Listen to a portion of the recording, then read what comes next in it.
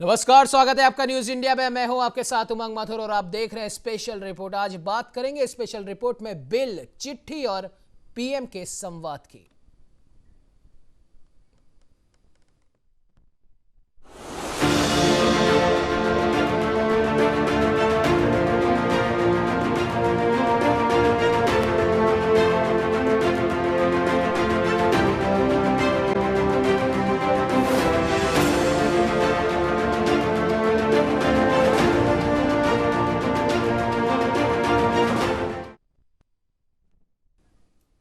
आपको बता दें कि देश की हर थाली में जिसकी रोटी है वो किसान आज अपनी कुछ मांगों को लेकर सड़क पर लड़ाई लड़ रहा है। नए कृषि कानूनों के विरोध को लेकर किसान राजधानी दिल्ली के जंतर मंतर में धरना देना चाहते हैं, लेकिन कोरोना के नियमों के मद्देनजर दिल्ली में नो एंट्री है। लिहाजा किसान दिल्ली की सीमाओं पर ही डेरा डालकर आंदोलन कर रहे हैं। तो वहीं दूसरी ओर बीते 3 हफ्तों से चल रहे इस किसान आंदोलन पर अब राजनीतिक उठापटक भी बढ़ चली है। किसान आंदोलन को लेकर क्या कुछ राजनीतिक गलियारों और सरकार के अंदर चल रहा है, आइए आपको भी बताते हैं।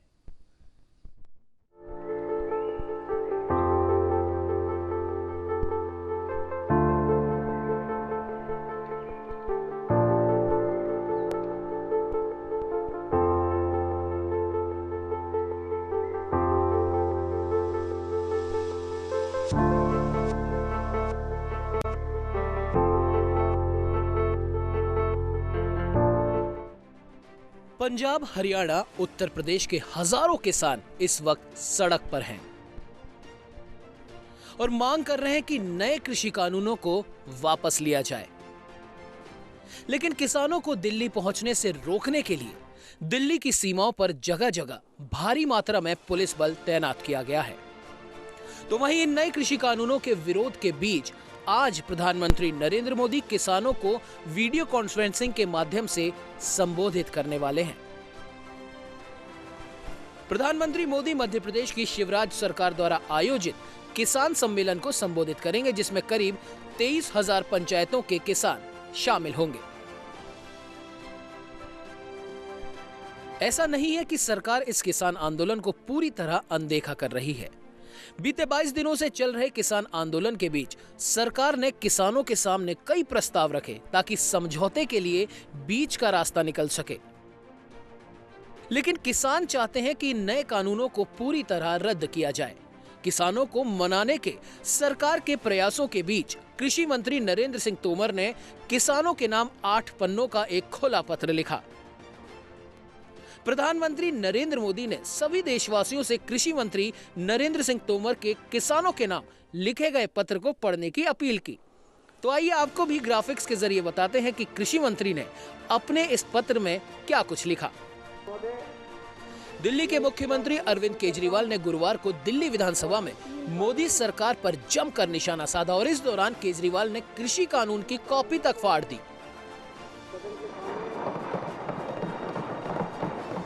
केजरीवाल ने कहा कि ये सरकार और कितनी जान लेगी। अब तक 20 से भी ज्यादा किसान इस आंदोलन में शहीद हो चुके हैं। एक एक किसान भगत सिंह बनकर आंदोलन में बैठा है। अंग्रेजों से बदतर ना बने सरकार। दिल्ली विधानसभा ने तीनों काले कानूनों को खारिज कर दिया और केंद्र सरकार से अपील की है। बहरहाल किसान आंदोलन का आज 23वां दिन है और आज का दिन इस आंदोलन के लिए खास माना जा रहा है, क्योंकि आज प्रधानमंत्री मोदी किसानों को संबोधित करने वाले हैं। तो वहीं सुप्रीम कोर्ट ने भी फिलहाल इस आंदोलन पर रोक लगाने से मना किया। तो अब क्या पीएम मोदी अपने संबोधन से किसान को मनाने में कामयाब हो पाते हैं या नहीं, इस पर आज सबकी नजरें होंगी। न्यूज इंडिया के लिए स्पेशल डेस्क की रिपोर्ट।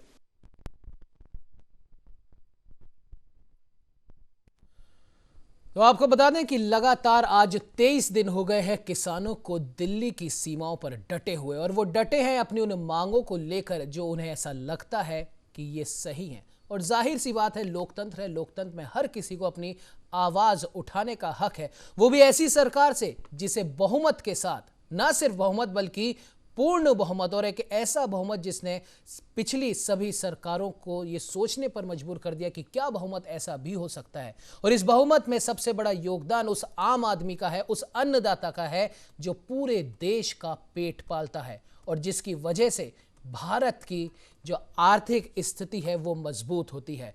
और आज वही अन्नदाता आज 23 दिन से सड़क पर है अपनी कुछ बुनियादी मांगों को लेकर। और जाहिर सी बात है अन्नदाता भी यही चाहता होगा कि जब हमने आपके मन की बात सुनी, आपको बहुमत दिया और आपको सत्ता की चाबी सौंपी, तो अब आपका हक हमारा हक है।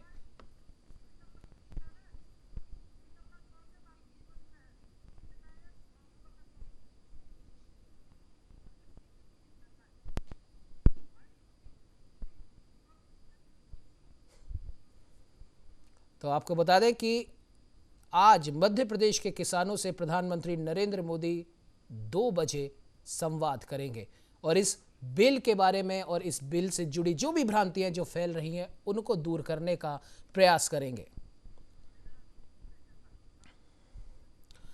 तो इस पर बात करने के लिए आज हमारे साथ नेहा शालिनी दुआ, प्रवक्ता हैं बीजेपी की, वो हमारे साथ जुड़ी हैं। नेहा जी, बहुत बहुत स्वागत है न्यूज इंडिया में। नमस्कार उमंग जी।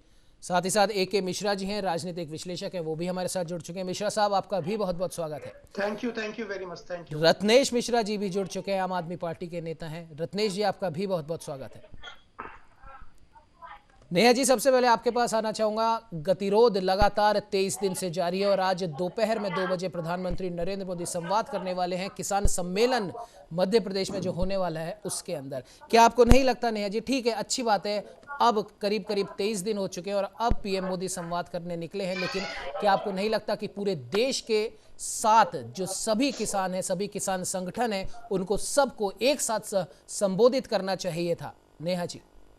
जी उमंग जी, पहले तो मैं आपको ये कहना चाहूंगी कि PM मोदी या फिर भाजपा की तरफ से कभी भी संवाद को रोका या बंद नहीं किया गया। शुरू से हमने किसानों के आगे संवाद ही रखा कि हर बात का हल, इतने बड़े बड़े युद्ध हुए उनकी बातों का हल भी, प्रथम विश्व युद्ध, द्वितीय विश्व युद्ध, सबका हल जो है वो टेबल पे ही निकलता है, संवाद से ही निकलता है, बात से ही निकलता है। ये बात हम शुरू से बोलते आए हैं और हाथ जोड़कर किसानों से रिक्वेस्ट करते आए हैं कि आइए बैठक लीजिए, लेकिन अपने कुछ प्रतिनिधित्व, मतलब एक टीम बनाइए। ऐसे नहीं कि 100 लोग इकट्ठे होके आ रहे हैं।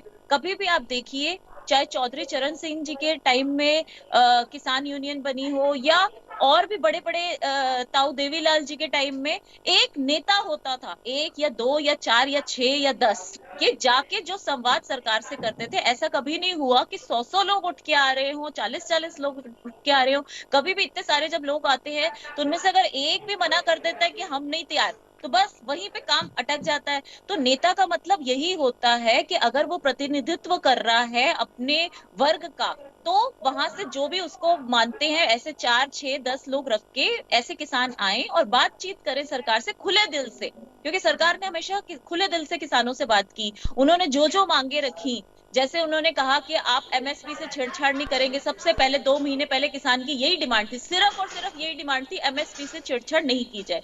सरकार ने इस बात को भी कहा कि कानून में इसका संशोधन करके हम इस बात को लिखित रूप में आपको देने के लिए तैयार हैं। फिर किसानों ने डिमांड करी, हमारी जमीन जो है वो कॉर्पोरेट वाले हड़प लेंगे।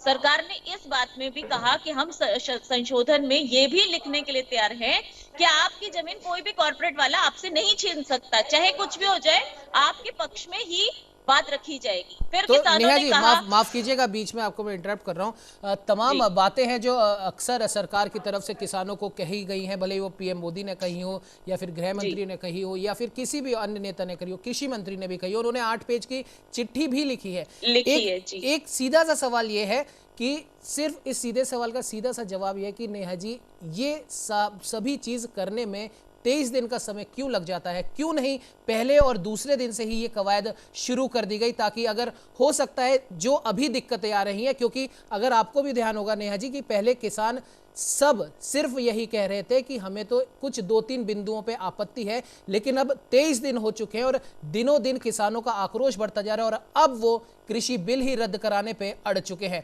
अगर 1 या 2 दिन में ये कवायद हो जाती तो शायद इतने दिन खिंचते नहीं। नेहा जी। उमंग जी, यही तो प्रॉब्लम है। मैंने आपको जैसे आपने सवाल जो कि इसका जवाब मैं पहले ही आपको दे चुकी हूँ। जब किसानों की हर बात, उनके 2-3 बिंदु, आप भी मानते हैं कि उनके पहले 2-3 बिंदु ही थे, और उस पर सरकार ने क्यों नहीं। आप देखिए, पहली बार जब बातचीत हुई, वार्तालाप हुई हमारे कृषि मंत्री से, और हमारे केंद्रीय मंत्री जो पीयूष गोयल जी हैं वो भी उस बैठक में थे, हमने उस बात पे तभी एग्री कर लिया था। अब बात यह है कि आप 100 लोगों के साथ बैठ के फिर विचार विमर्श होता है, फिर बीच में भड़का दिया जाता है, बिंदु ऐड कर दिया जाता है। तो यहाँ ये चीज हुई ही जब जब सरकार मानती गई, किसान और बोलते कि नहीं। उसके बाद उन्होंने एक रवैया अपना लिया कि अब किसानों ने ये रवैया अपना लिया कि बस रद्द कीजिए। आप बताइए, किसी बात का हल ऐसा होता है कि ये नहीं तो वो, मतलब ये कॉन्स्टिट्यूशन एक कानून है। चलिए आप कानून का विरोध जी, नहीं कर सकते, चाहे आप ठीक है, किसान हो चाहे आप जवान हो, कोई भी ठीक है, कानून ठीक का है, विरोध कर सकता है, लेकिन उसको रद्द नहीं किया जा सकता। ये ठीक है, बात ठीक है। किसानों को चलिए समझ लेनी चलिए, चाहिए। और पैनलिस्ट के पास भी चलते हैं। रत्नेश मिश्रा जी भी लगातार कुछ अपनी बात कहना चाहते हैं, उससे पहले स्वागत कर लेते हैं अरुण त्रिपाठी जी का, नेता है कांग्रेस के। रत्नेश जी आपके पास में आऊंगा, उसके पास मिश्रा जी आपका मैं रुख करूंगा। रत्नेश जी कहिए, क्या कहना चाहते हैं? जी रत्नेश जी बोलिए। इस बिल में क्या दिक्कत है क्या नहीं है, इसको तो पहली बात छोड़ दीजिए, किसान भाई उसकी बात कर ही रहे हैं। जी सबसे बड़ा मुद्दा है कि आप जो भी कानून बनाते हैं, सर देखिए कॉन्स्टिट्यूशन, अभी नेहा जी ने कहा कॉन्स्टिट्यूशन है, मैं ये जी। कहना चाहता हूँ कॉन्स्टिट्यूशन है। कॉन्स्टिट्यूशन में 2 प्रकार की प्रोसेस बताई गई है। एक तो विधि द्वारा स्थापित प्रक्रिया, जी दूसरा, ठीक है, दूसरा है एक विधि द्वारा स्थापित प्रक्रिया और एक विधि सम्मत प्रक्रिया। जी आप जब कानून बना रहे थे, जैसे मान लीजिए कि कोई कानून बनना है, उसका एक हितधारक रत्नेश मिश्रा भी हैं, तो रत्नेश मिश्रा से तो पूछा जाना चाहिए ना कि भैया आपके हित ये है, हम इस पर कानून बनाने जा रहे हैं, आप क्या कहते हैं? हितधारक होने के कारण, क्योंकि आप मेरे बारे में उस विषय पर कानून बना रहे हैं। जी दूसरी बात, कोई भी कानून संविधान सम्मत नहीं रह जाता अगर संवैधानिक प्रक्रिया के तहत उसे पारित करते हुए प्रक्रिया को बाईपास कर दिया जाए। ठीक, हमारे यहाँ सुप्रीम कोर्ट ने इंटरप्रिटेशन करते हुए कहा है कि अगर संसद में कोई कानून बनता है तो वह केवल विधि द्वारा स्थापित प्रक्रिया के नहीं, बल्कि जिस प्रक्रिया के तहत वो कानून बन रहा है वो भी विधि सम्मत होना चाहिए। अगर वो प्रक्रिया ही विधि सम्मत नहीं है तो वो पूरा का पूरा कानून ही असंवैधानिक हो जाता है। और सब जानते हैं कि लेकिन रत्नेश जी सुनिए मेरी बात। रत्नेश जी आपकी इसी बात पर एक सवाल है। नेहा जी आपके बीच में कोई नहीं बोला था, रत्नेश जी से एक सवाल है। रत्नेश जी, अगर यही बात है तो 23 नवंबर को दिल्ली की विधानसभा में क्या हुआ था, कृपया उसे क्लियर कीजिए। सर देखिए, बात मैं आपको बता दूं, आप सिर्फ उसी दिन की बात कीजिए रत्नेश जी, क्योंकि कल मुख्यमंत्री केजरीवाल ने बिल ही फाड़ दिया। ठीक है, कोई बात नहीं, राहुल गांधी जी ने भी एक दस्तावेज फाड़ा था, उसकी आलोचना ना सुनिए रत्नेश जी, उसकी आलोचना सुनिए रत्नेश जी, सुनिए, उसकी आलोचना ना सिर्फ आम आदमी पार्टी ने करी थी बल्कि बीजेपी ने भी करी थी, सबने करी थी। और विधानसभा के अंदर, दिल्ली विधानसभा के अंदर अब संसद से पास हुआ बिल आपके मुख्यमंत्री फाड़ देते हैं। मेरे को आप सिर्फ इतना बताइए 23 नवंबर को क्या हुआ था, सिर्फ इस बात का जवाब दीजिए रत्नेश जी। देखिए, पहली बात तो मैं ये बता दूं, आप जो सुनना चाह रहे हैं कि दिल्ली सरकार ने कानूनों को नोटिफाई कर दिया। जी देखिए, पहली बात तो ये कि कृषि जो है वो समवर्ती सूची का विषय है जी। और समवर्ती सूची के कानूनों पर अगर केंद्र और राज्य के बीच किसी भी कानून पे कोई दिक्कत आती है तो केंद्र का कानून स्वतः लागू हो जाता है। मेरी बात सुन लीजिए सर। जी उमंग जी, बात जी जी बोलिए। दूसरा, लेकिन केंद्र कभी सुनिए सर, शालिनी जी उनकी बात सुन लेते हैं, शालिनी जी बात सुन लेते हैं। अभी दो और पैनलिस्ट हैं हमारे साथ, उनके पास भी जाना है, बात उनकी सुन लेते हैं। बोलिए रत्नेश जी। दूसरी बात, दिल्ली सरकार, दिल्ली प्रदेश का जो संवैधानिक ढांचा है वो अन्य प्रदेशों से अलग है। जी ठीक, हम स्वतंत्र रूप से कार्य नहीं कर पाते क्योंकि दिल्ली का जो प्रशासनिक प्रमुख है वो एलजी है। जी ठीक, और एलजी के द्वारा किए गए बातों को हम मानने के लिए बाध्य हैं। हम उसका अगर विरोध करेंगे तो संवैधानिक प्रावधानों का उल्लंघन हो जाएगा। क्या आप चाहते हैं? और रही बात बिल को फाड़ देने की, तो बिल को फाड़ देने की, जब भी किसानों के खिलाफ कोई बिल होगा, नागरिकों के खिलाफ कोई बिल होगा, तो आज केवल विधानसभा में फाड़ा गया है। आम आदमी पार्टी का प्रत्येक कार्यकर्ता उस बिल को फाड़ेगा। चलिए कोई बात नहीं रत्नेश जी। AK मिश्रा जी, आपका मैं रुख करता हूं। जिस प्रकार से अभी रत्नेश जी ने कहा तमाम कानूनी चीजें यहाँ पर दिखा दी, LG को भी ये बीच में लेकर आए, लेकिन ये साफ नहीं कर सके कि जिन कानूनों को इनकी खुद की सरकार ने नोटिफाई किया था, अब उन्हीं कानूनों को ये विधानसभा में फाड़ते हैं, जो कि भारत की लोकसभा, जो कि भारत की लोकसभा से जो बिल पास हुआ है उसका विरोध किसान कर रहे हैं। ठीक है, किसानों की भी बात सुनी जाएगी। मैं एक रत्नेश जी आपको वक्त दिया गया था, कोई बात नहीं, फिर से आऊंगा आपके पास। AK मिश्रा जी, क्या लगता है आपको कि जिस प्रकार से ये विरोधाभासी चीजें चल रही हैं और 2 दशक से इन बिलों पर काम चल रहा है, ये कोई बिल आज के नहीं बने, बार बार बीजेपी भी कह रही है और कई लोग जो इस बिल के समर्थन में वो कह रहे हैं कि ये आज के बने हुए बिल नहीं है, इन पर कार्य काफी समय से चल रहा है और अब सभी से, और लगभग हर एक पार्टी, कांग्रेस ने भी शासन किया है और जो अभी 23 नवंबर को जो केजरीवाल साहब ने करा उसके विरोधाभासी कदम उन्होंने कल कर दिया। क्या कहना चाहेंगे मिश्रा जी? देखिए, इस बिल की जो खूबियां हैं, अगर पिछले कई सालों से इस बिल पे काम चल रहा है, उसमें अर्थशास्त्री, एग्रीकल्चर के एक्सपर्ट, संबंधित विभाग के बहुत सारे एक्सपर्ट बैठे हुए जी। शुरू में ही क्या हुआ कि बीजेपी इस बिल के उन चीजों को नहीं समझा पाई जिस चीज के लिए ये बिल आया है। अभी नेहा शालिनी दुआ मैम बैठी हैं, वो भी बोल रही थी, उनके भी जो है बोलने में मुझे हठधर्मिता दिखी, थोड़ा सा हठधर्मिता ये दिखी कि जैसे ये कानून है, कानून को बदला नहीं जा सकता है। अरे सारी सरकारों ने पिछले 50 कानूनों को बदला है, कई बार कानून नहीं मैंने कहा कानून वापस ले लिए गए। मिश्रा जी, नेहा जी आपके पास फिर आऊंगा। नेहा जी, इस प्रकार से कोई चर्चा नहीं हो सकती और अगर ये चर्चा रखी गई है, ये भी कहीं ना कहीं इसीलिए रखी गई है। बिल्कुल नेहा जी, आपके बीच में भी कोई नहीं बोला था। नेहा जी, आपके बीच में कोई नहीं बोला था, वरना विरोध तो कोई ना कोई कर ही रहा है, कोई ना कोई विरोध तो कर ही रहा है। नेहा जी आपके पास आएंगे, आपसे भी जवाब लेंगे। अभी अरुण त्रिपाठी जी से भी हमें, अरुण त्रिपाठी जी को ये कहा था कि संशोधन किया जा सकता है लेकिन रद्द नहीं किया जा सकता। चलिए उस पर आएंगे। मिश्रा जी का जवाब ले लेते हैं, फिर अरुण त्रिपाठी जी का भी रुख करना है। बोलिए मिश्रा जी। कानून को निरस्त कर दीजिए। आप क्या प्रक्रिया, क्या बात कर रही है? आपको संवैधानिक प्रक्रिया का ज्ञान ही नहीं है नेहा जी। आपको संवैधानिक प्रक्रिया का ज्ञान ही नहीं है।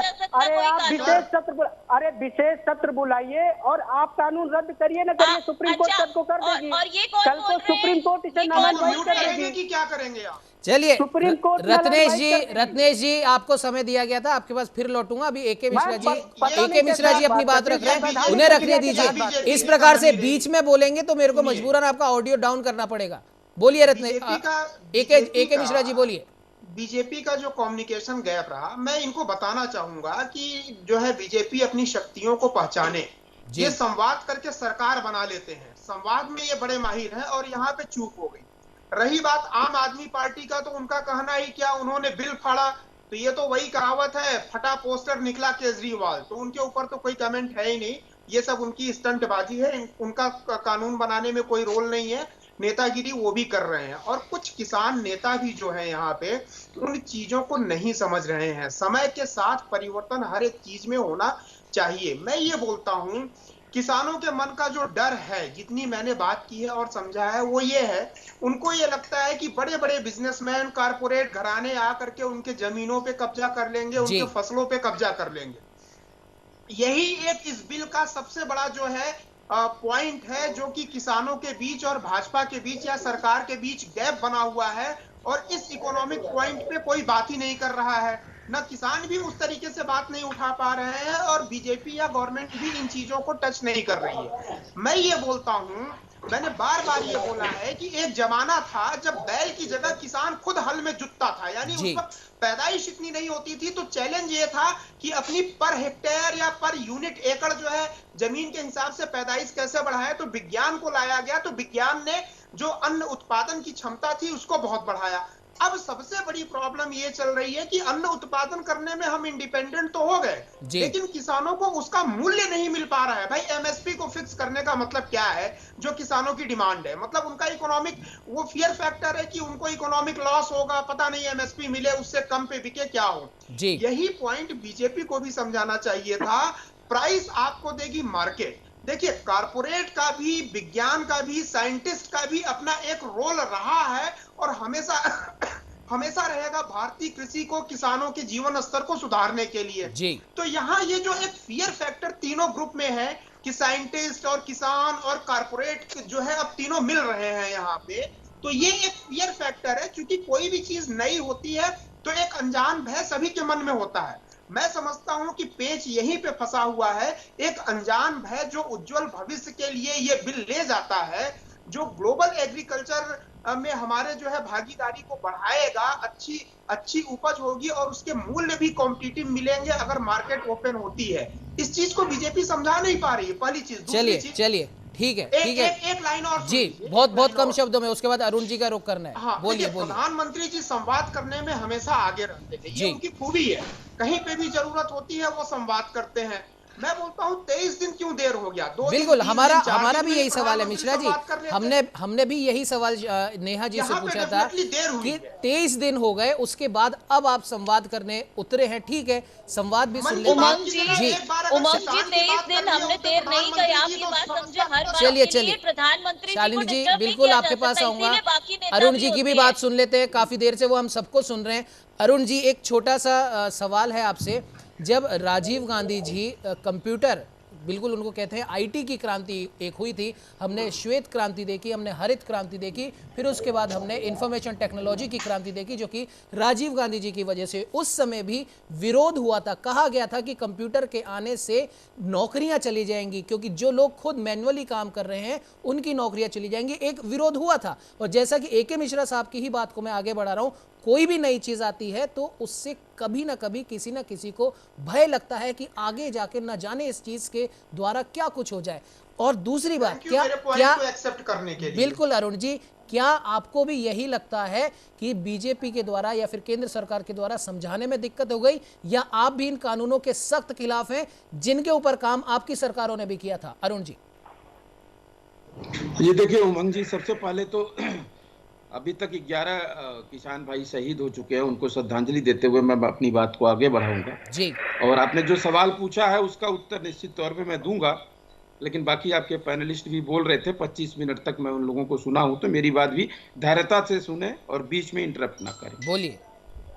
देखिए, बात समझने वाली है। मिश्रा जी ने भी कहा कि कोई भी नई चीज आती है तो उसमें दिक्कतें आती हैं, उसको समझाने की जरूरत होती है। अब मिश्रा जी की ही बात को हम भी आगे बढ़ाते हैं, अगर आप उनकी बात से सहमत हैं और आप आगे बढ़ा रहे हैं तो। मिश्रा जी, एक ये हरियाणा सरकार का नोटिफिकेशन है, इसको आपको टीवी चैनल दे देगा। इसमें अडानी ग्रुप को 2 साल पहले ही जमीन दे दी गई थी एग्रोलैंड के लिए और वो वेयर हाउस बनाने के लिए। इस विषय में आपने प्रकाश नहीं डाला, आप बोले कि नहीं घराने तो इसमें नहीं। देखिए बीच सुनिए ना भाई, बिल्कुल आपसे जवाब लेंगे, आपसे सवाल पूछेंगे, आपसे जवाब लेंगे, उनकी बात पूरी होने दीजिए। बीच में नहीं, बिल्कुल बोलिए, बीच में नहीं, बोलिए हमको भी बोलने दीजिए भाई, हमको पता है मिश्रा जी। देखिए ऐसा है कि राजीव गांधी जी ने जब कंप्यूटर लाया था तो इन्फोसिस के डायरेक्टर जो हैं, आपको याद होगा उसके जो चेयरमैन है, वो कौन से घराने से आते हैं और कितने बड़े उद्योगपति थे कंप्यूटर बनाने से पहले, आप इस पे भी रिसर्च कर लीजिएगा। राजीव गांधी जी ने उनको ये नहीं कहा था कि आप कंप्यूटर के बारे में शुरू कर दीजिए, आप उद्योगपति हैं। वो उद्योगपति नहीं थे। आज जो हो रहा है वो उद्योगपतियों के लिए हो रहा है, ये बात स्पष्ट हो गई। और अच्छा हुआ कि ये सवाल आपने किया उमंग जी, आपका साधुवाद। अब आते हैं नेहा जी, जो है बैठ करके सत्ता पक्ष की प्रवक्ता है, बातें कर रही थी बड़ी बड़ी। नेहा जी से मेरे 3 सवाल हैं। नेहा जी, आप मुझे बस इतना बता दीजिए कि 1 बीघे में कितने हिस्से होते हैं, क्योंकि आपने कहा कि किसान जो बैठे हैं वो असली किसान नहीं होते हैं। पहली बात तो मैंने कब किसान ही नहीं है। आप अपनी झूठी बातें अपने मुंह में रखिए, मैंने कब कहा है? जो सुन लीजिए ना भाई, नेहा जी एक एक करके इनके सवालों के जवाब भी आपसे लेंगे। नेहा जी आपका जवाब लेंगे, बिल्कुल लेंगे नेहा जी, आपका जवाब लेंगे, एक एक करके लेंगे, लेकिन उनकी बात पूरी होने दीजिए। थोड़ा सा आतुर रहिए नेहा जी भाई, थोड़ी नेहा जी आपकी बात पूरी सुनी गई थी, रत्नेश मिश्रा जी की बात पूरी सुनी गई, AK मिश्रा जी की बात पूरी सुनी गई, अरुण जी की भी बात पूरी सुन लीजिए। सभी सारे जवाब लेंगे नेहा जी आपसे, नेहा जी आपसे सारे जवाब लेंगे, सारे जवाब लेंगे। अरुण जी बोलिए। उमंग जी, देखिए ऐसा है कि आक्रोश किसानों में होना चाहिए, लेकिन आक्रोश भारतीय जनता पार्टी के प्रवक्ता और नेताओं। बोलिए। देखिए ऐसा है, बड़े बूढ़े कह गए हैं। अरे भैया सुन तो लीजिए। बोलिए अरुण जी बोलिए। ये नेहा जी क्यों इतना आतुर हो जाती हैं? सुन तो लीजिए। अब मिश्रा जी चूंकि हमारे देखिए एक मिनट चलिए अरुण जी आप बोलिए। नेहा जी अरे भैया सुन तो आपसे सारे सवालों के जवाब लेंगे जो भी इन्होंने पूछे हैं, पहले इनको सवाल तो करने दीजिए। बोलिए अरुण जी। हो गई। बोलिए अरुण जी, बोलिए आपके सवाल कीजिए। मिश्रा जी हमारे पैनल में बैठे हुए हैं और हमारे सीनियर भी हैं, बड़े भाई जैसे हैं, उनकी बात को हम बहुत सम्मान से सुनते हैं और देखते भी हैं। मिश्रा जी हमारे अच्छी तरीके से जानते होंगे, गांव के बड़े बूढ़े लोग कह गए हैं कि अगर परिस्थिति खराब होती है इंसान की और विपदा आती है तो आदमी 3 चीज जरूर बचा के रखता है, जर, जोरू और जमीन। अच्छा, जमीन ही उसको काम आती है और आज जमीन की ही लड़ाई चल रही है किसानों द्वारा। अब जोरू की बात आ जाती है, प्रधानमंत्री जी के पास जोरू तो है नहीं, जमीन तो है नहीं, अरुण जी इस तो प्रकार की बातें सुनिए। नेहा जी एक सेकंड, अरुण जी सुनिए, अरुण जी पूरी बात सुनिए। नेहा जी एक सेकंड, 11 लोग सही, अरुण जी एक बात सुनिए आप। अरुण जी पहले आप मेरी पूरी बात सुन लीजिए। यहाँ पर हर किसी न किसी नेता के बारे में, हर पॉलिटिकल हस्ती के बारे में सबको सब पता है, मार्केट में क्या बात चल रही है क्या नहीं चल रही है, लेकिन आप विषय पर रहिए। विषय के इर्द गिर्द जाएंगे फिर कोई और पैनलिस्ट आपके नेताओं के बारे में बोलेगा तो आपको भी बुरा लगेगा, आपको भी बुरा लगेगा। चलिए आपके बाकी के सवाल भी सुनेंगे। नेहा जी, AK मिश्रा जी, रत्नेश जी, अरुण जी आपके बाकी के सवाल भी सुनेंगे और उनके जवाब भी लेंगे। AK मिश्रा साहब से भी जवाब लेंगे, नेहा जी से भी जवाब लेंगे। लेकिन पहले इस समय इस चर्चा में वक्त हो चला एक छोटे से ब्रेक का। ब्रेक के बाद अरुण जी आपके सवालों के जवाब लेंगे। ले लेते हैं एक छोटा सा ब्रेक।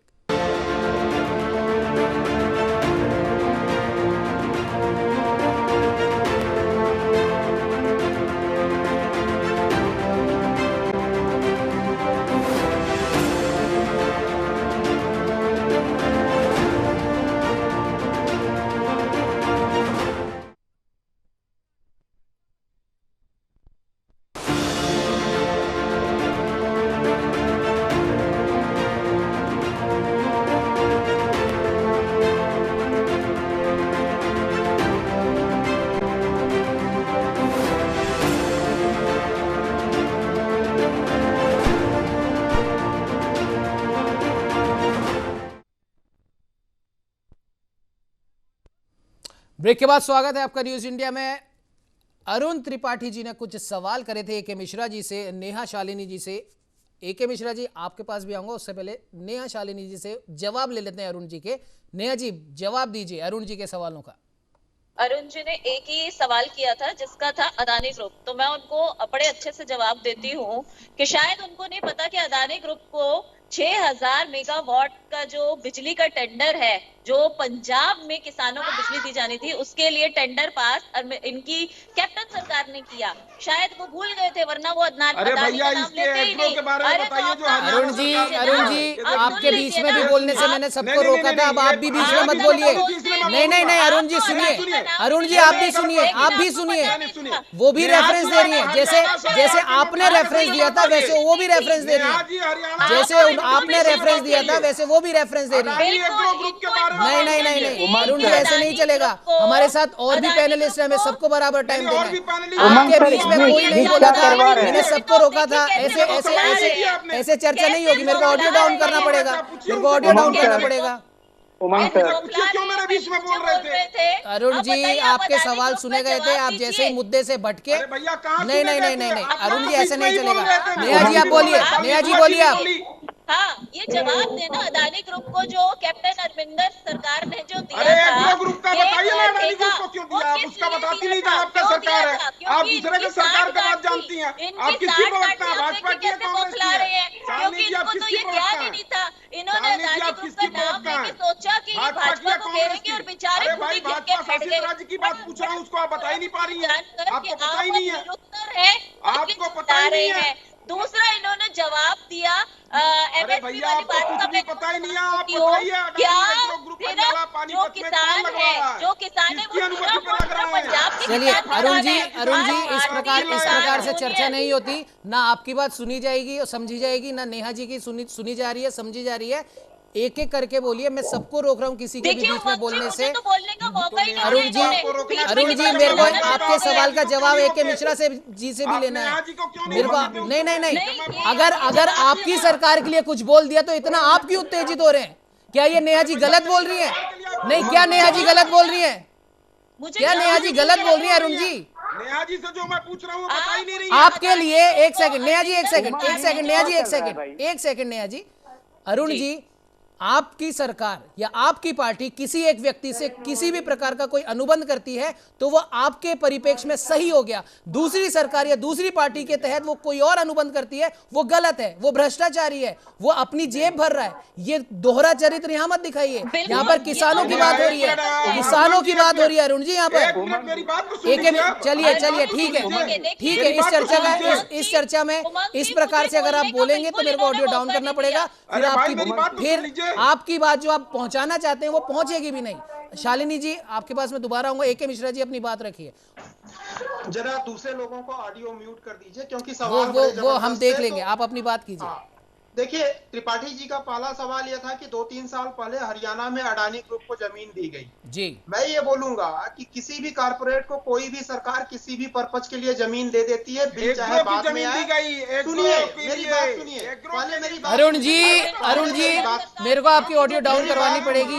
ये इस प्रकार से चर्चा में ये चीज नहीं चलेगी। मैं नहीं करे। पहली चीज, दूसरी चीज, अगर इन लोगों को अडानी और अंबानी से दिक्कत है, उसी का जवाब दे रहे हैं, सुन तो लीजिए अरुण जी, उसी का जवाब दे रहे हैं, सुन तो लीजिए अरुण जी, उसी का जवाब दे रहे हैं। उमंग जी, ये क्या चल रहा है भाई? बिल्कुल रत्नेश जी, आपके पास भी आऊंगा, सबको बराबर समय देंगे, आपके पास भी आएंगे। AK मिश्रा जी बहुत कम शब्दों में अपना जवाब दीजिए, रत्नेश जी भी इंतजार कर रहे हैं। बोलिए AK मिश्रा जी। रॉबर्ट्स वाड्रा जी उद्योगपति भी हैं, किसान भी हैं, उनको जो है जमीन सरकार दे देगी, उनको बोलिए अप्लाई करें। तीसरी चीज रही बात ये, कांग्रेस को भी मैं ये बोल रहा हूँ कि ये भी एक रिवोल्यूशन हो रहा है, एग्रीकल्चर और मार्केट को क्लब किया जा रहा है। गलत फहमियां हो सकती हैं, चेंजेस के पॉसिबिलिटीज हैं, लेकिन इस तरीके से आप रोक दीजिए। मैं बोलता हूँ रॉबर्ट्स वाड्रा इतने बड़े किसान हैं, नहीं अरुण जी क्यों छोड़िए? एक सेकंड चलिए रत्नेश जी के पास भी चलेंगे, लेकिन अरुण जी आप मेरे को एक बात बता दीजिए, क्यों छोड़े रॉबर्ट वाड्रा को? क्यों छोड़े? क्या उन्होंने जमीन नहीं ली? क्या उन्होंने अपने आप को किसान नहीं बताया? नहीं, अगर आप चर्चा से अलग जाएंगे अरुण जी, तो सबको हक है चर्चा, इन पैनलिस्ट को भी हक है चर्चा से अलग जाने का। आपसे सीधा सवाल करा था, उसका सीधा जवाब था। आपने 2 सवाल करे, उनके अगर वो जवाब दे रहे तो आप बीच में बोल रहे हैं। चलिए ठीक है, मैं रत्नेश जी के पास में आऊंगा। रत्नेश जी अपनी बात रखिए। Umang ji please, Arun ji, AK Mishra ji. उमंग जी, आप किस विषय पे डिबेट करा रहे, पहले स्पष्ट करिए। उमंग जी प्लीज इनकी आवाज को म्यूट चलिए ठीक है, मैं मेरी टेक्निकल टीम से कहूंगा, अरुण जी का, AK मिश्रा जी का, शालिनी जी का भी ऑडियो थोड़ी देर के लिए बंद कीजिए। रत्नेश जी बोलिए, अपनी बात रखिए। उमंग जी, पहली बात तो ये, हम यहाँ किसको जमीन आवंटित की जा रही, किसको नहीं की जा रही, देखिए ये भारत की जो आर्थिक संरचना है वो मिश्रित अर्थव्यवस्था है जी। यहाँ पर राज्य और निजी क्षेत्र दोनों साथ मिलकर देश के विकास के लिए कार्य करते हैं जी। हम किसी भी पार्टी, किसी भी कॉर्पोरेट हाउस को जमीन आवंटित किए जाने का विरोध नहीं करते जी। ये कतई विरोध का विषय नहीं है, क्योंकि भारत की आर्थिक संरचना है वैसी जी। लेकिन मुद्दा यहाँ पर किसान भाइयों की शंकाओं को लेकर है। जैसे AK मिश्रा जी ने कहा कि एक फेयर फैक्टर आता है, ठीक। रत्नेश जी माफ कीजिएगा, बीच में मैं आपको इंटरप्ट कर रहा हूँ। एक छोटे से सवाल का मेरा जवाब दे दीजिए। छोटा सा सवाल है, उसका छोटा सा और बहुत कम शब्दों में जवाब देना। सबके पास सबकी बात हमें सुननी है और बीच में कोई किसी के नहीं बोलेगा, ये मैं सुनिश्चित करूंगा। अभी आपने बोला कि बिल का कोई विरोध नहीं कर रहा है, कॉर्पोरेट की एंट्री होगी उसका, अच्छा कॉर्पोरेट की एंट्री होगी उसका कोई विरोध नहीं कर रहा है, ये आपने कहा। आपने कहा अगर कॉर्पोरेट की एंट्री हो रही है देश की आर्थिक स्थिति अच्छी होगी। मेरी बात तो सुन लीजिए, मेरी बात बोलिए बोलिए, चलिए बोलिए। मैंने कभी ये नहीं कहा कि कॉर्पोरेट की एंट्री हो रही है इसका विरोध नहीं हो रहा। हमने कहा भारत की आर्थिक संरचना है जहां पर, मैंने तो कॉर्पोरेट का नाम ही नहीं लिया, मैंने तो कहा निजी क्षेत्र और सार्वजनिक क्षेत्र, पब्लिक सेक्टर और प्राइवेट सेक्टर। ये भारत के 1991 में जो हमारे यहाँ इकोनॉमिक लिबरलाइजेशन किया गया, जो एलपीजी की पॉलिसी अपनाई गई, उसके बाद से भारत के ओपन मार्केट को ओपन कर दिया गया। सब जानते हैं, ठीक। ये कांग्रेस और बीजेपी ने किया है, हम तो सत्ता में रहे नहीं, कांग्रेस ने ही लिबरलाइजेशन किया। नरसिम्हा राव जी ने, कांग्रेस की सरकार में देश बीओपी के संकट में फंस गया था, बैलेंस ऑफ पेमेंट की क्राइसिस आ गई थी। और ये आज मुद्दे पे वापस आइए रत्नेश जी, मुद्दे पे वापस। दूसरी बात, हम यहाँ कितने बीघे में कितना विस्वा होता है ये जानने के लिए नहीं बैठे हैं। मैं एक त्रिपाठी जी को जवाब दे देता हूँ, कच्चा बीघा होता है उसमें 18 विस्वा होता है और जो पक्का होता है उसमें 20 होता है। चलिए मुद्दे पे वापस आइए, मुद्दे पे वापस आइए। दूसरी बात, सरकार को, जो AK मिश्रा जी ने कहा, मैं उस बात को फिर पुष्ट करूंगा कि सरकार किसानों से बात करने से भाग क्यों रही है। और देखिए, नेहा सालनी दुआ जी ने कहा कि प्रत्येक बात के लिए प्रधानमंत्री क्यों जाएगा। अरे भाई, प्रधानमंत्री क्यों नहीं जाएगा? हमने चुना इसीलिए उसे। हमने प्रधानमंत्री चुना इसीलिए। प्रधानमंत्री कोई भगवान थोड़ी ना है। नहीं, प्रधानमंत्री कोई भगवान थोड़ी ना है। अरे नेताजी बात मत करिए, हमने वोट दिया उनको, चुना है हमने। लोकतंत्र में हर एक लोकतंत्र में प्रधानमंत्री की जवाबदेही बनती है। प्रधानमंत्री आएगा। आप एक चीज बताइए, अमेरिका का राष्ट्रपति एक अश्वेत की हत्या पर उसके बेटे के आगे घुटने टेक कर माफी मांग सकता है, भारत का प्रधानमंत्री किसानों से बात नहीं कर सकता। आप लोकतंत्र चिल्लाते हैं, जब आपकी बात आती है तो लोकतंत्र के मायने बदल जाते हैं।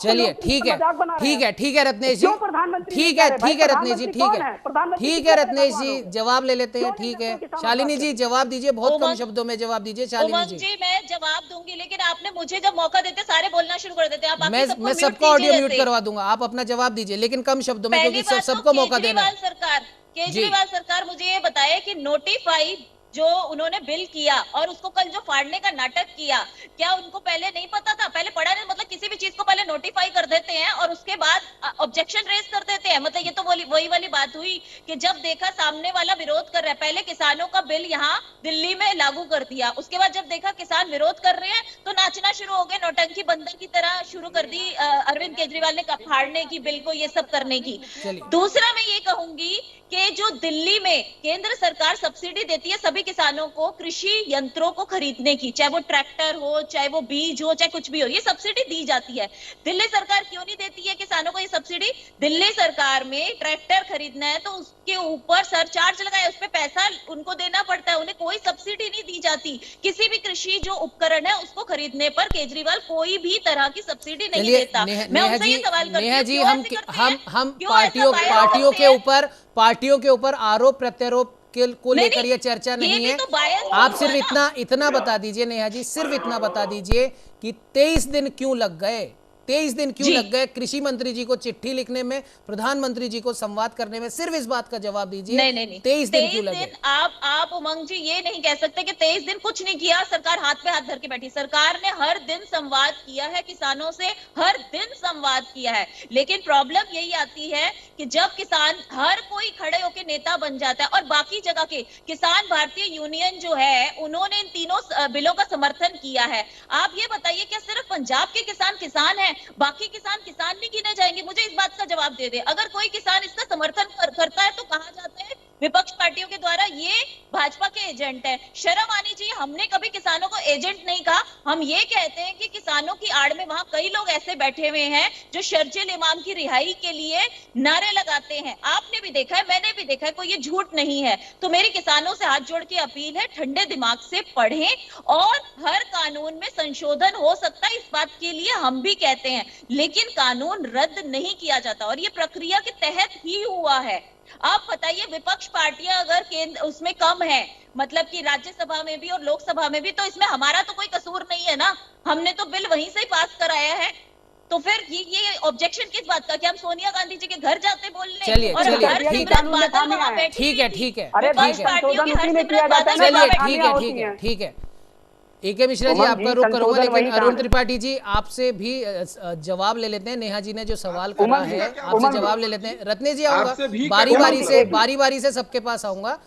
अरुण जी आप बोलिए। उमंग जी अगर आप चाहते हैं मैं डिबेट छोड़ के चला जाऊं तो चला जाता हूं, मुझे जाना है। नहीं अरुण जी आप बोलिए। रत्नेश जी आपके पास आऊंगा, आप चाहते हैं डिबेट छोड़ के चला जाऊं तो मैं चला जाता हूं। नहीं बोलिए, अगर इस तरीके से डिबेट कराना तो लेकिन मुद्दे पे रहना, बस इतना सा है। मुद्दे पे रहिए। मुद्दे पे ही हूँ, बिल्कुल बोलिए। पहली बात तो आप स्पष्ट करिए, आपका राष्ट्रीय चैनल, आप स्पष्ट करिए क्या नेहा सालनी दुआ की बातों से आप सहमत हैं? आप स्पष्ट करिए। ये क्या बात? हम तो खुद ही सवाल कर रहे हैं सर। आप हमसे सवाल मत कीजिए। नहीं अरुण जी आप हमसे सवाल मत कीजिए। चैनल पे गलत चीजें आप हमसे सवाल मत कीजिए, हम खुद उनसे सवाल कर रहे हैं। अरुण जी सवाल के बदले में जवाब मिलता है, सवाल के बदले में सवाल नहीं मिलता। और आप हमसे तो सवाल मत कीजिए, क्योंकि हम खुद सवाल कर रहे हैं सरकार से भी, विपक्ष से भी, हर एक पार्टी से। हमने यहाँ पर आम आदमी पार्टी के भी प्रवक्ता बिठाए, हमने उनसे भी सवाल करा है। आप हमसे मत बोलिए कि हमें क्या करना है क्या नहीं करना है। आपको अपनी बात रखनी है, आप प्लीज रखिए, स्वागत है उसका। और मैं आपको सुनिश्चित करता हूँ कि आपकी बात सुनी जाएगी, लेकिन विषय पर बात कीजिए। बोलिए अरुण जी। उमंग जी मेरे घर पे पूजा है, मुझे वहाँ जाना है। चलिए रत्नेश जी आप हमारे साथ में जुड़े, उसके लिए आपका बहुत बहुत धन्यवाद। अरुण जी अपना जवाब दीजिए। देखिए उमंग जी, आपने दो बातों पर नेहा जी को टोका नहीं, और दो बहुत बड़ी बातें नेहा जी डिबेट के दौरान बोल गई। पहला चीज तो उन्होंने कहा कि ये जो किसान बैठे हैं ये नक्सलाइट है। अभी स्पष्ट किया, अभी बोला, आप रिपीट चलाइएगा टीवी पर। उन्होंने कहा है ये बात। एक सेकंड नेहा जी, एक सेकंड नेहा जी, एक सेकंड नहीं नेहा जी का डाउन करिए, मैं बीच में नहीं बोल रहा था। ये झूठ नेहा जी, मैं अरुण जी के इस सवाल का तो मैं ही जवाब दे देता हूँ, क्योंकि शायद इन्होंने ढंग से नहीं सुना। इनके सवाल का तो मैं ही जवाब। नेहा जी एक सेकंड मेरे को फिर ऑडियो डाउन करने पे मजबूर मत कीजिए। अरुण जी आपके इस सवाल का मैं ही जवाब दे देता हूँ। नेहा जी ने ये नहीं कहा कि जो किसान है वो नक्सलाइट है, ध्यान से सुनना।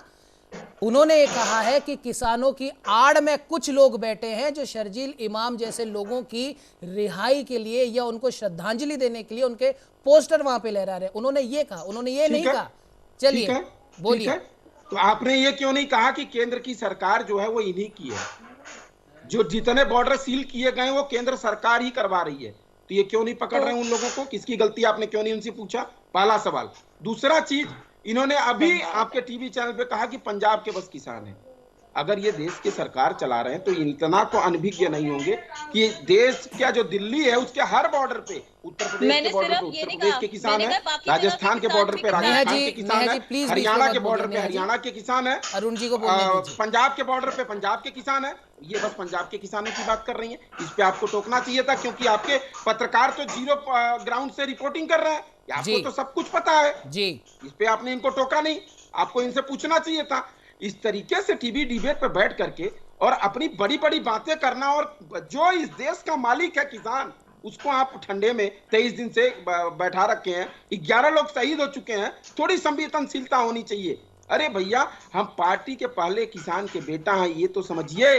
किसान हमें आने देता है तब पेट भरता है, ये तो समझिए।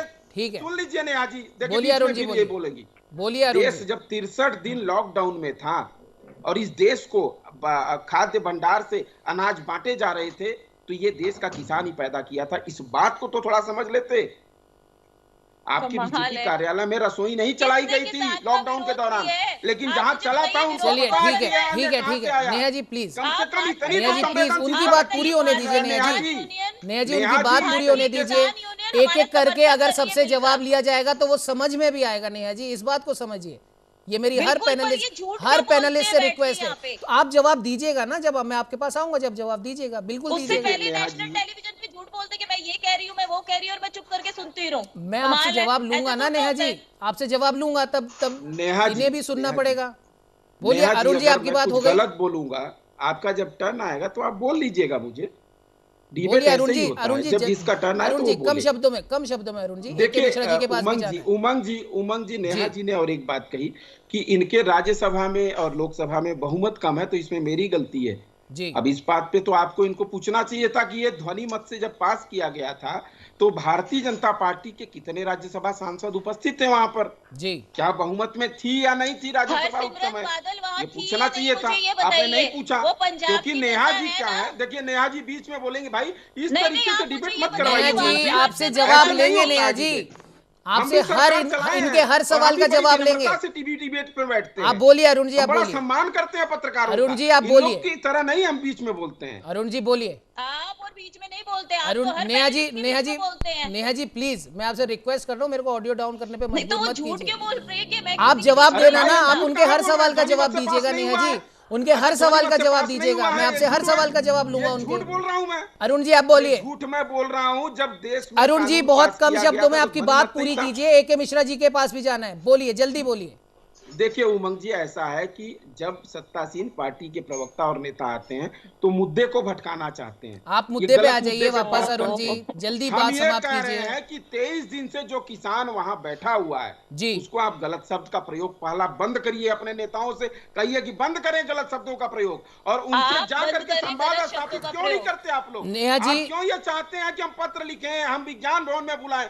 आपको जाने में दिक्कत है, वो पाकिस्तान नहीं है, वो भारत का ही बॉर्डर है, दिल्ली का, वो भारत में ही आता है। आपको जाने में क्या दिक्कत है भाई? चलिए ठीक है, ठीक है अरुण जी, आपके इन सभी सवालों का जवाब मैं नेहा जी से लूंगा, लेकिन पहले रुक करूंगा एके मिश्रा जी से। लेकिन एक छोटा सा सवाल जाते जाते मैं आपसे पूछूंगा। आपने प्रधानमंत्री पे, गृह मंत्री पे, तमाम मंत्रियों को तो आपने ये पूछ लिया कि आप क्यों नहीं जाते हैं, वो पाकिस्तान थोड़ी ही है, वो आपका ही देश का किसान है। तो ये तो आपके ऊपर भी सवाल बनता है कि आपके कितने नेता वहां चले गए। वो खैर एक सोचने की बात है। वापस मैं आऊंगा आपके पास, मैं वापस आपके पास आऊंगा। एके मिश्रा जी अपनी बात पूरी कीजिए। एके मिश्रा जी देखिए, मैं ये कहना चाहूंगा, जैसा कि मैंने पहले कहा, इसमें केवल देश ही नहीं, विदेश के नेता भी, कनाडा का प्राइम मिनिस्टर जस्टिन ट्रूडो, वो भी राजनीति कर रहा है जी। किसान के जो नेता हैं, जो किसानी को, खेती को बहुत अच्छे तरीके से समझते हैं, उसमें भी कई धड़े हैं, हर धड़े के, हर जत्थे के अपने नेता हैं। वो भी अपनी मतलब वो है तो आखिर किसान नेता है ना, नेता शब्द तो उनके साथ जुड़ा हुआ है जी। सवाल ये है कि इस बिल की बीजेपी का कम्युनिकेशन और आईटी सेल बड़ा मजबूत है, मतलब बहुत अच्छी तरीके से वो बातों को समझाते हैं। लेकिन इस बिल का जो असली मकसद है कि हाशिए पे पड़ा हुआ छोटा सा किसान जो यहाँ आंदोलन में नहीं आ सका क्योंकि उसके पास पैसे नहीं होते हैं, सुविधाएं नहीं होती है, फुट मसादर नहीं होते हैं, ट्रैक्टर नहीं होते हैं, उसको इकोनॉमिक बेनिफिट कैसे मिलेगा? झोपड़ी में रहने वाले किसान को इकोनॉमिक बेनिफिट कैसे मिलेगा जब कॉर्पोरेट वर्ल्ड या बिजनेस वर्ल्ड इनके साथ जुड़ेगा? भारत के ग्रोथ में बिजनेस वर्ल्ड या कॉर्पोरेट वर्ल्ड को, हम सबकी लाइफ स्टाइल को बदलने में कॉर्पोरेट वर्ल्ड का बहुत बड़ा योगदान है। आप मुझे ये बताइए, हर एक सेक्टर में मार्केट का और कॉर्पोरेट वर्ल्ड का बहुत बड़ा योगदान है। आप इसको पॉजिटिव वे में लीजिए, न कि इस तरीके से लीजिए कि कॉर्पोरेट वर्ल्ड आ गया। अरे बाहर की कंपनियां, आप देखिए जब लिबरलाइजेशन हुआ तो इतनी कंपनियां आई। रही बात अडानी अंबानी का जो आप विरोध कर रहे हैं, तो देश में कोई भी उद्योगपति, मैं तो इनको बोलता हूं त्रिपाठी जी को कि विजय माल्या को बुला लाए, वो बना ले, गोडाउन बना ले, या एग्रीकल्चर सेक्टर में इन्वेस्ट कर दे। रॉबर्ट वाड्रा जी किसान भी हैं, बहुत बड़े उद्योगपति भी हैं, वो क्यों नहीं इन्वेस्ट कर रहे हैं? एग्रीकल्चर में उन्होंने क्या इन्वेस्ट किया? कोई फैक्ट्री लगाई, कुछ किया? 2-4 हजार करोड़ रुपए का कोई आलू से जो है सोना तो नहीं बन पाएगा, लेकिन चिप्स बनाने की फैक्ट्री ही अगर वो लगा दिए होते 100-200 लग रहा है मिश्रा जी पागल हो चुके हैं। मिश्रा जी पागल हो चुके हैं। अरुण जी इस प्रकार की भाषा का कृपया इस प्रकार की भाषा का उपयोग मत कीजिए। मेरे को अपना ऑडियो डाउन करने के लिए मजबूर मत कीजिए। आपका ऑडियो डाउन करने के लिए आपके बीच में कोई नहीं बोला तो आप भी किसी के बीच में नहीं बोलेंगे। जरा शब्दों पे ध्यान दीजिए। आप क्या, चलिए ठीक है आप नहीं अरुण जी, आप प्रधानमंत्री जी की पत्नी के ऊपर बात कर सकते हैं, वो ठीक है, वो चलेगा, आप कर सकते हैं। मैंने शुरुआत में भी कहा था आप जो करें वो सारी बातें सही हैं, लेकिन कोई दूसरा आपकी पार्टी के नेताओं के बारे में बोल दे वो गलत हो जाता है, ऐसे नहीं चलेगा। शालिनी जी आपके पास में आना चाहूंगा। मिश्रा जी, अरुण जी इस प्रकार की भाषा का कृपया यहाँ पे तो उपयोग मत कीजिए आप। आप प्रधानमंत्री जी की पत्नी के लिए बोल सकते हैं, वो आपको चलता है, तब आपकी भाषा अमर्यादित नहीं होती।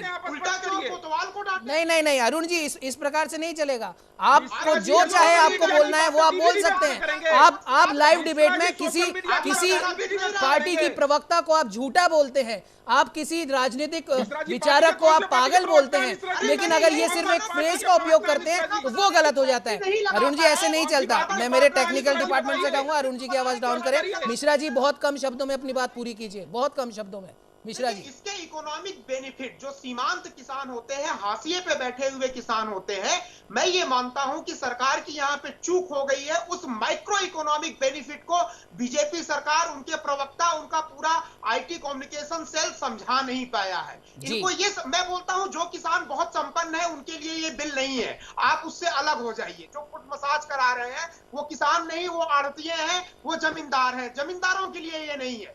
ये है जो असली किसान है, जो अपने कंधे पे हल लेके अपने बैल के साथ जाता है। उन छोटे किसानों को मार्केट का बेनिफिट कैसे मिले, मार्केट को उनके साथ कैसे जोड़ा जाए, इस चीज के लिए बिल है। बीजेपी की ये गलती है कि इस माइक्रो बेनिफिट को वो समझा नहीं पा रही। ठीक है शालिनी जी, हालांकि समय नहीं देता है, लेकिन बहुत कम शब्दों में अपनी बात समाप्त कीजिए और इस चीज को तो मानिए। ठीक है, आपकी बात भी कहीं ना कहीं सही है कि 100 लोग अगर आकर बात करेंगे तो किसकी बात का फैसला लेना है, किसकी बात को सुननी है, वो कहीं ना कहीं कंफ्यूजन हो जाता है। ये बात मानने लायक है, लेकिन फिर भी कहीं ना कहीं आप ये मानिए कि ये आंदोलन ठीक है, अभी 23 दिन हो गए, लेकिन किसान अपनी इसी बात को कम से कम 2 से ढाई महीने पहले से कह रहे हैं। तो सिर्फ इन 23 दिन को मत देखिए, उसके पीछे के 2 महीने भी देख लीजिए। बिल्कुल। बहुत कम शब्दों में अपनी बात समाप्त कीजिए। उमंग जी, मैं पहले तो मिश्रा जी को ये कहना चाहूंगी कि शायद उनको ये मालूम नहीं है कि भारतीय किसान यूनियन ने इन तीनों बिलों का सपोर्ट किया है। आप एक बार चेक कीजिए तो आपको पता लगेगा कि हमारे प्रवक्ताओं ने, हमारे आईटी सेल ने, देर हुई लेकिन ठीक है, उस टाइम जो लोग नहीं समझना चाह रहे, जाग के भी बैठे हुए हैं, वो किसान है जो जागे हुए हैं, सब समझ रहे हैं, लेकिन जान के समझना नहीं चाह रहे, क्योंकि आपने ही बोल दिया कि वो आड़ती हैं। क्योंकि ये बिल जो है वो गरीब किसान के फेवर के लिए है। तो गरीब किसान के फेवर के लिए बहुत कम शब्दों में जवाब दीजिए शालिनी जी, समय इजाजत नहीं दे रहा है। आपको बता रही हूँ कि गरीब किसानों के फेवर के लिए है ये बिल। ये बात जो है आज किसान यूनियन, भारतीय किसान यूनियन समझ गया है, इसीलिए उन्होंने तीनों बिलों का समर्थन किया है। चलिए ठीक है, आशा है किसान बैठे वो भी मान जाएंगे। ठीक है, आशा है किसान जल्दी मान जाए, और आशा सरकार से भी है कि जितनी जल्दी हो सके। ठीक है, 23 दिन हो गए, सरकार ने वार्ता करने में, समझाइश करने में थोड़ी देर कर दी, और अभी भी अगर सरकार समझा नहीं पा रही है, 1-2 यूनियन अगर समझ गई है, ठीक है, उनको समझ में आ गया, लेकिन जिनको नहीं आ रहा समझ में, जैसा कि आप कह रहे हैं, तो ये भी सरकार का फर्ज है कि तुरंत वो ग्राउंड जीरो पर आए और उनको समझाए। भले ही सरकार अपने किसी प्रतिनिधि को भेजे, क्योंकि ठीक है, प्रधानमंत्री का, गृह मंत्री का अपना प्रोटोकॉल होता है, बात समझ में आती है। अब देखने वाली बात होगी कि दोपहर 2 बजे होने वाले संवाद में क्या कुछ निकल कर आता है, क्या यह गतिरोध टूटेगा या नहीं। हमारे साथ जुड़ने के लिए नेहा जी आपका, AK मिश्रा जी आपका, अरुण त्रिपाठी जी आपका, रत्नेश जी आपका भी बहुत बहुत धन्यवाद।